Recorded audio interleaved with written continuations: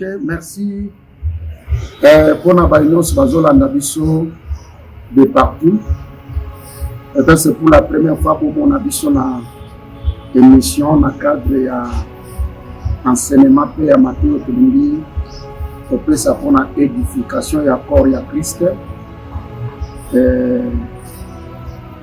C'est un sujet important autonomie de partager, mais je voudrais commencer d'abord par saluer tous ceux qui nous suivent de partout. Que le Seigneur soit avec vous et que ça peut vous accompagner. Ici, quand nous sommes vos amis, on a Polanda Bissou. Nous allons partager un sujet important sur comment vivre le miracle de Dieu. Comment vivre le miracle de Dieu. Et avant de commencer, tout le monde équivoque les venditi de l'eau même na katia ma botamine même na kat église et même parmi les enfants de Dieu et qui ne veulent plus croire au miracle et qui confirment même que le temps du miracle est déjà passé. Tout le monde moi équivoque ou anana tout d'abord na nzambo bazo continuer à soutenir jusqu'au jour d'aujourd'hui que les longs miracles nyonso et salamaka à travers le monde, à travers de nos églises, ce sont des faux miracles. Nous avons les sous-sautés, on a tous et comme le scénario. Et au travers de cet enseignement, nous allons apporter un peu de lumière, de l'éclaircissement. On a besoin de Samabota et Béné Nanzam, il y a Abana Nanzam et Nakat Nanzela, parce que Omani, mon peuple périt parce qu'il lui manque la connaissance. Ce que vous voyez, les alités, Batbaku Bunga, Batbaku Kufa, Batbaku Beba, Batbaku Zanga, même Biloko Zamutuya, on Zambe, Abonisi, Bonabango. Et avant de commencer d'attaquer le vif de notre sujet, nous voulons d'abord commencer par vous dire ceci. Comment vivre le miracle de Dieu? Cet terme veut dire tout simplement, vous veut nous rassurer que le miracle de Dieu existe. Pour ceux qui ne croient pas au miracle, nous venons encore ce matin vous rappeler que le miracle de Dieu existe. Le miracle est possible et le miracle n'est pas une invention humaine. Batebele bazui possibilité à miracle, batindiki yango na banganga, na baféticheurs, na occultistes. Ils croient que le miracle existe, mais pour les féticheurs. Ce miracle est salami dans 4 églises, baza prêt à Koloba. Et publié même partout, wana nzambete, ou les salami wana c'est diable et tout ça. Donc, bakamati possibilité nyonso, il y a miracle, il y a pour vivre le miracle, batindi kiango epai na satana, lokola nzamba za la kalisu na bongo iti. Pona bango tanga miracle eleki, lelo eza sous possibilité batu ba vivre un miracle. Ils oublient qu'il est écrit que Jésus-Christ est le même hier, aujourd'hui, éternellement. Le même Jésus qui a opéré le miracle hier, il n'a pas changé. S'il a opéré le miracle hier, il est capable de le faire encore aujourd'hui. Vous savez, dans la vie, on peut rater de grandes choses, on peut rater bénédiction, on peut rater miracle dans la vie par rapport à l'attitude d'ailleurs. Et tikana bisayo clairement que Nzambe akosala la kabiso akopesa kabiso makambo oyo biso tozali kondima na yango. Nzambe akosala la kabiso biloko te akopia kabiso akopia biso miracle ta kopambola biso miracle te soko tozali nanu kondima te kazala makoki pe na ba possibilité ya kosala biso makambo tozana mo. Vous savez, notre Jésus asali babikamwa na kati na Biblia. Et vous allez vous rappeler avec moi, il a marché sur cette terre, mais il y a des villes où il y a côté la Bible claire, il n'a pas fait de miracle. Parce que les gens ont refusé de croire. Si vous prenez l'évangile selon Marc au chapitre 6, prenez le verset 1er, allez-y jusqu'au 4e verset. Yesu a côté na kati ya ville natale na ye, qui est Nazareth. Bible lobi Yesu a sali miracle te na mboka wana à cause ya incrédulité ya batu ya mboka wana. Bazala qui peut-être Batunaï. Dieu ça c'est le miracle. Non pas parce qu'il n'avait pas cette intention de pouvoir faire le miracle, non pas parce qu'il n'a pas voulu cela de lui-même, mais parce que les gens n'ont pas crié. Bandeko, biloko oyo biso tolingi te, nzamba kopia biso yango te, parce que Dieu n'est pas un gaspilleur de ses grâces, Dieu n'est pas un gaspilleur de ses dons, Dieu n'est pas un gaspilleur de ce miracle. Si nous croyons au miracle, nous vivrons le miracle et nous le verrons dans nos vies. Le miracle existe, le miracle est biblique. Lisez Marc chapitre 16, le verset 17. Ça c'est Jésus lui-même. C'est la parole de Dieu. C'est Jésus qui parle. Voici le miracle qui accompagneront ceux qui auront cru en mon nom. Et ça maloba batiena mon moko na yete. Et ça maloba balobeli yete. Yemoko ndalobi. Bien-aimé, ce passage nous confirme que le miracle est zalaka kapona tango wanate. Mais Yesu alobi, ceux qui auront cru, ata beba azana katali bumu ya mama na ya botami akoli andimi, asa capable de sala miracle. Donc nous sommes encore au temps de miracle. Nous devons cesser ya beba makambu selon l'entendement pe ba raisonnement na biso. Toti kanzambe asala pe a sauver église na ye. Mais tout se transformer na ba barrière na memanakat na nibota na nzambe makambo eza makanisi na biso moko. Le deuxième élément que je voudrais encore donner dans le cas de cet homme, c'est que ce thème signifie aussi qu'il y a des principes à suivre pour vivre le miracle. Comment vivre le miracle? J'avais dit au début qu'il faut croire d'abord et accepter que le miracle existe. Mais le deuxième élément, tout celui qui veut vivre le miracle, il faut aïeba qu'il y a des principes à suivre pour vivre le miracle. Bien-aimé, pour obika miracle, il y a un ensemble. Et ça compliqué, et ça facilité, et ça difficulté. Si vous lisez la parole de Dieu, vous trouverez que c'est le Seigneur qui parle. Tout ce que vous demanderez en mon nom, je le ferai, afin que le Père soit glorifié dans le Fils. Tout ce que vous devez, même si vous avez besoin de miracle, c'est un clic. Si vous voulez le miracle, vous le demandez. En son nom, il le fera. Là, vous trouverez déjà qu'il y a un principe. Je prie juste cette portion des Écritures pour vous dire que le miracle qu'on a moutalingi à vivre à Monayango, il y a des principes à suivre pour vivre le miracle.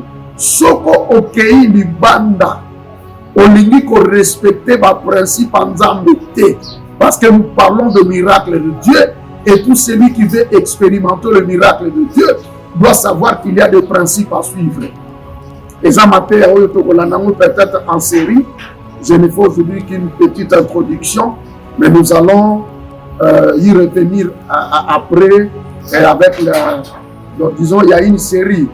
Dans la série il y a un message où donc il faut linga au besoin et si quand nous sommes au kanga mukona biso pe numéro ezali et ko leka wana ko iko benga biso on a besoin d'enseignement ou on a besoin de soumis à prière. Le Seigneur nous accompagnera. Mais parce que nous parlons de miracle, il est important que nous puissions savoir c'est quoi le miracle. On va te donner comme un sujet tabou na vie na bango et na église parce que eloko yo olingi no ko vivre te tikala quand même n'entendement wana yo beaucoup. Mais comme ma église mobimba na sima na yote pourquoi ça va idéologie wana c'est faire souffrir l'église. Si tu refuses de croire, reste dans ta position, mais n'influence pas l'église. C'est quoi le miracle? Le miracle, bien aimé, retenez ceci, le miracle c'est tout fait. C'est tout événement qui sort de l'ordinaire. Bien aimé, miracle ezalaka ordinaire te. Soko miracle ekomi ordinaire ekosisite étonnement te, ekosisite ba surprise te na ba vie ya bato. Le miracle, un miracle, par il suscite des étonnements, des surprises dans la vie des gens. Le miracle, si le miracle suscite des étonnements, le miracle crée des surprises, c'est que miracle est ordinaire. Ça sort de l'ordinaire. J'aimerais que nous puissions lire d'abord le tout premier texte pour ce matin. J'aimerais que nous puissions lire notre premier texte pour ce matin. Nous sommes dans les actes des apôtres. Nous sommes dans les actes des apôtres. Nous prenons le chapitre 3. Le chapitre 3. Nous verset 9. Tokokitanango. Tina verset 11. Actes des apôtres, chapitre 3, je disais, verset 9, tina verset 11.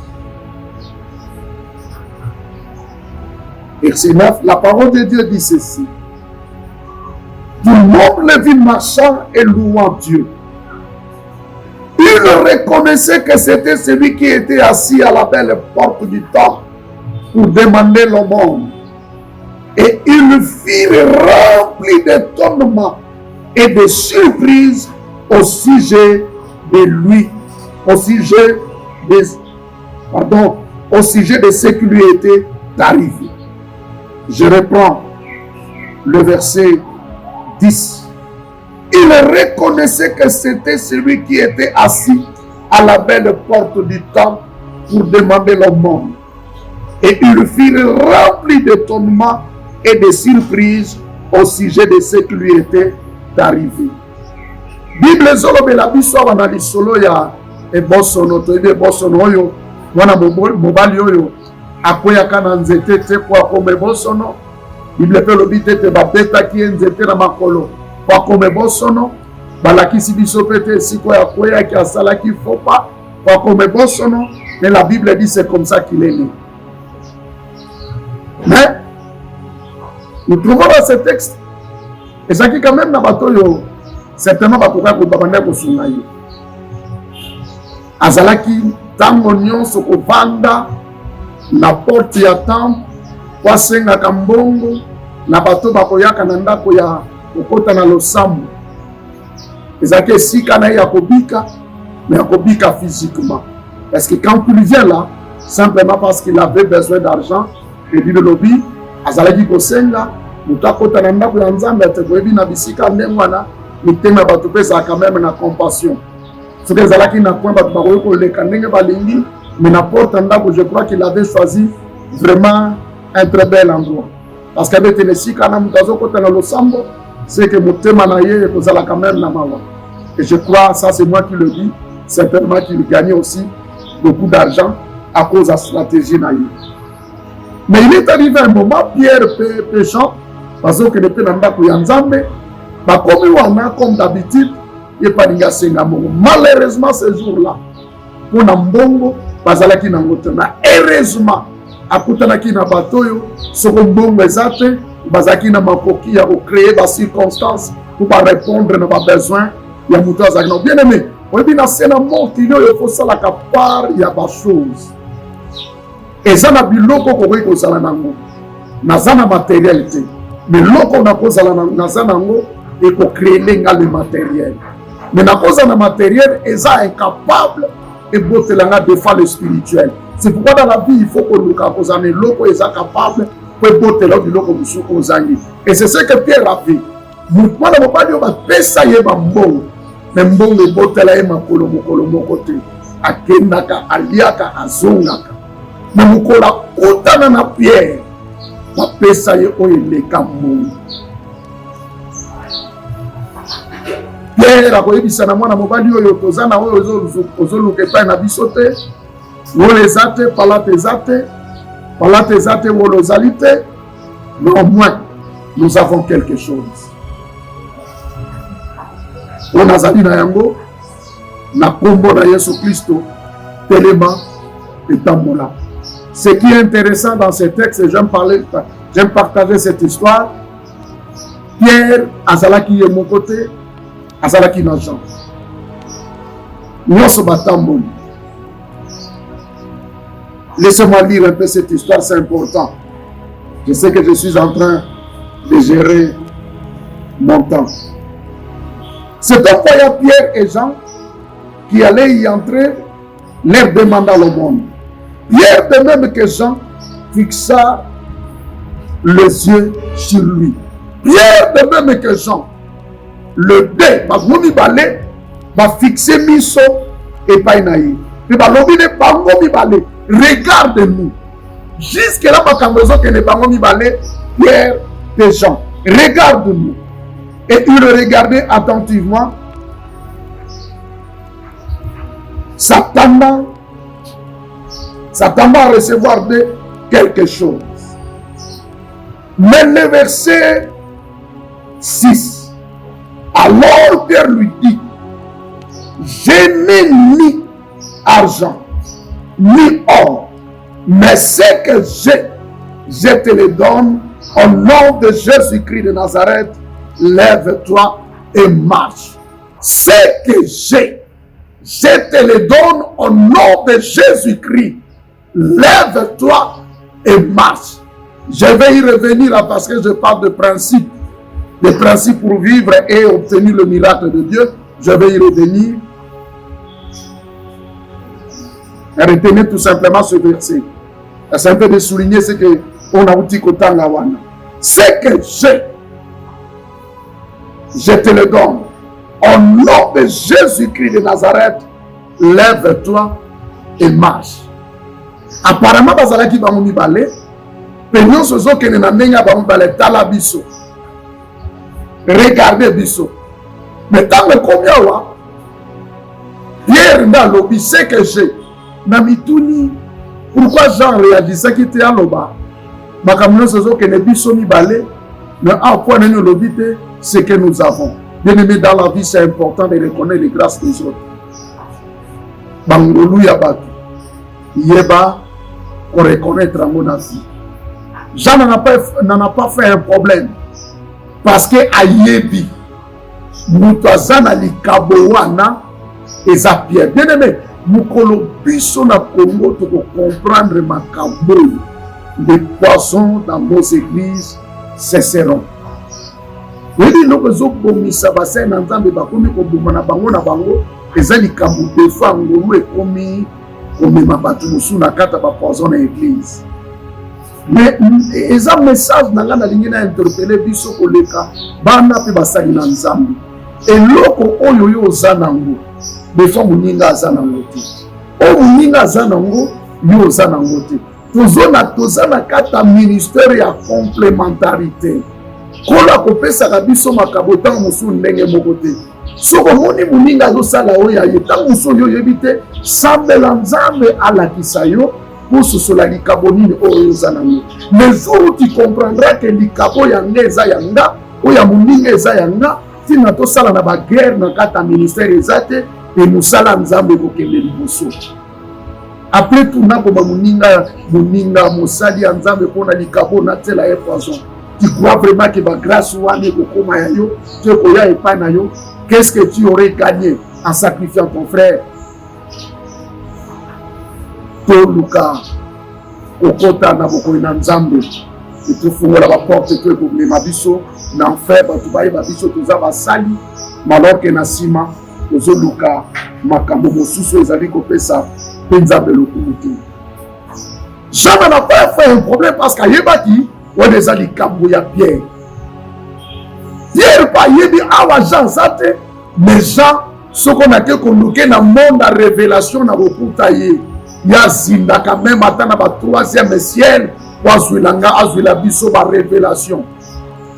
Ce que Jean continue na révélation. Pierre pas ça la problème était, donc Pierre Jean créé problème na Kamboya Pierre on a dit. Il a lobby Père Simba qui moto wana na loboko toyebi koleka na image boye ezalaka problème ata mpe atambolaki. Suite otangi na verset 9, et si c'était étonnement mpe basurprise, pas pourquoi, parce que bato bayebaki ye bavandaka na porte, atamboli ndenge nini. Moto azalaki ebosono mokaka tono atamboli et suscité étonnement mpe basurprise. C'est ça le miracle. Eloko bamesanaki nango te yango wana esalami. Bien aimé, miracle ezalaka eloko bato bamesana nango te. Miracle ezalaka ordinaire te. Miracle ezalaka habituel te. Mais le miracle, c'est quelque chose qui sort de l'ordinaire. Le miracle est inhabituel. Nous allons revenir très prochainement pour la suite. On va vous attendre pour l'andabiso. Nous allons na émission na biso très prochainement pour la suite na lingi. Eza série eza monsieur kosunga biso.